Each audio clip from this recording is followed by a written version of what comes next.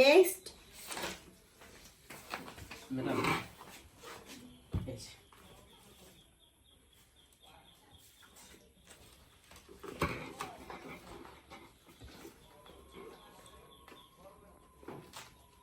Madam আমার চাকরিটা কি হবে?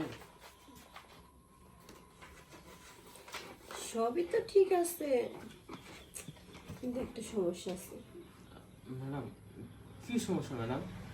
আমার তো পরীক্ষার মানে পাশের হাতটা আমার খুবই ভালো।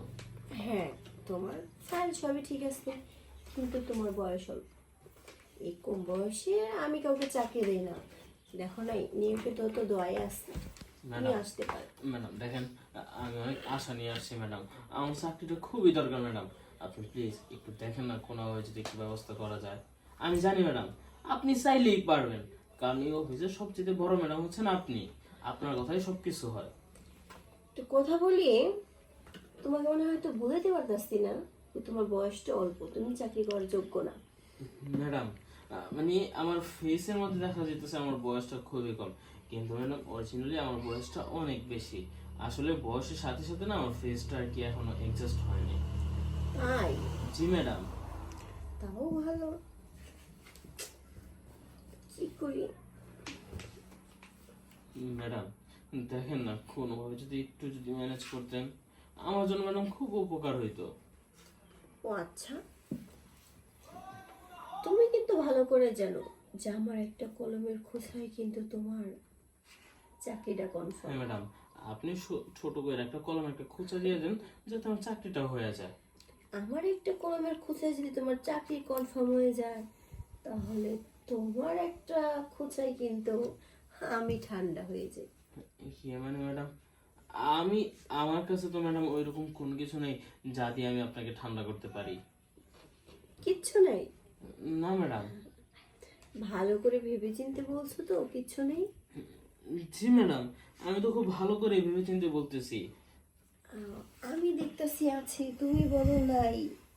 আপনি দেখতেছেন আচ্ছা মানে ম্যাডাম আমি খুবই মধ্যবিত্ত করে একটা ছেলে, আমার কাছে এরকম টাকা পয়সা কিছুই নেই। শোনো, টাকা পয়সা আমার কিচ্ছু লাগবে না, টাকা পয়সা সবই আছে, কিন্তু তোমার কাছে যে জিনিসটা আছে না, ওই জিনিসটা আমার কাছে নাই।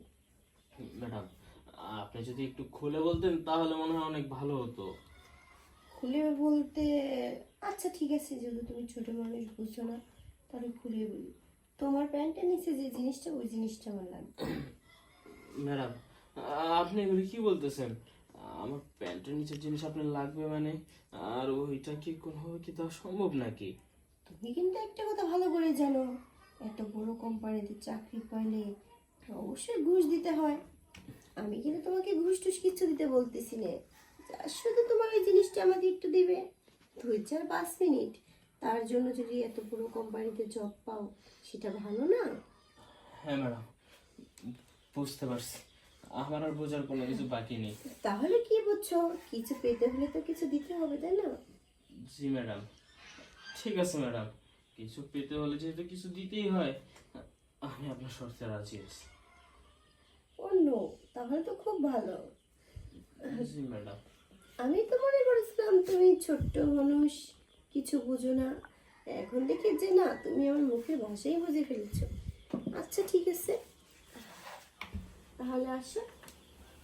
এইখানে ম্যাডাম? এখানে বলতে এখন এই মুহূর্তে এখানে হবে, 1 সেকেন্ড নড়াচড়া হবে না। আচ্ছা ম্যাডাম ঠিক আছে, আসি। ম্যাডাম এখন চাকরি পাইতে হইলে তো আপনার খুশি করতে হবে। ম্যাডাম হ্যাঁ, আমি তো আমার গুতাটা দিয়ে দিলাম, তো আপনি কি এবার আপনার কলমের গুতাটা দিয়ে আমার চাকরিটাকে কনফার্ম করে দিবেন? অবশ্যই। তুমি তোমার কলমের খোঁচা দিছো, আর আমি আমার কলমের খোঁচা দিব, এটাই তো, তাই না? জি ম্যাডাম। আচ্ছা, ধরো, তোমার চাকরিটা হলে কনফার্ম, কাল থেকে জয়েন করতে পারো। সত্যি বলতেছেন ম্যাডাম? হ্যাঁ। আমার চাকরি কনফার্ম হয়ে গেছে ম্যাডাম, শুনে আমার খুব খুশি লাগলো, আপনি আমার অনেক বড় একটা উপকার করলেন। তুমিও তো আমার উপকার করছো, তাই না? আচ্ছা ঠিক আছে, যাবো। আচ্ছা ম্যাডাম, আসি তাহলে। আচ্ছা, যাক, কলমের খোসাটা কিন্তু সেই ভালো লাগছে।